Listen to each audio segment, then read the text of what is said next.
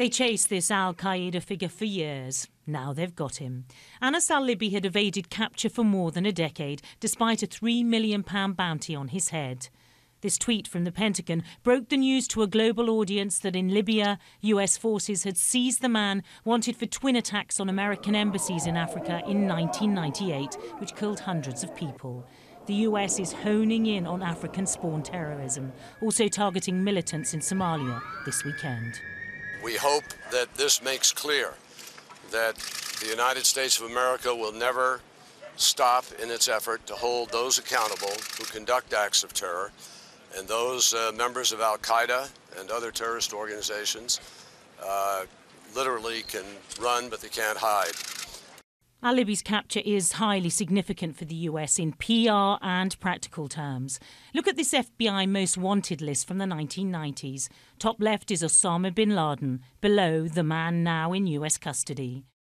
49-year-old Anas al Libi was born in Tripoli. He acted as Al-Qaeda's computer and intelligence expert.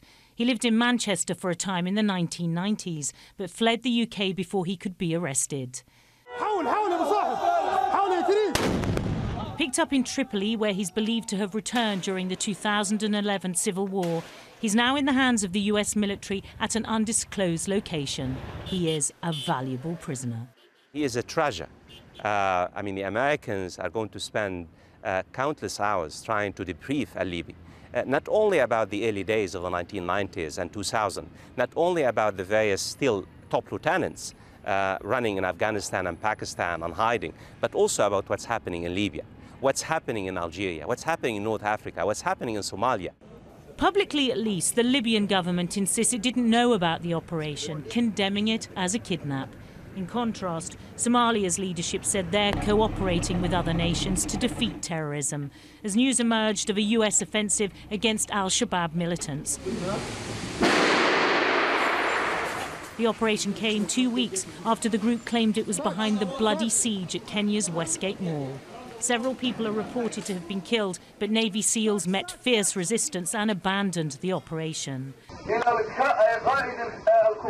A reminder of the battle the West has against the ongoing threat of Islamic extremism in Africa. Training camps like this one continue to spew out new recruits. The war on terror remains a work in progress. Michelle Clifford, Sky News.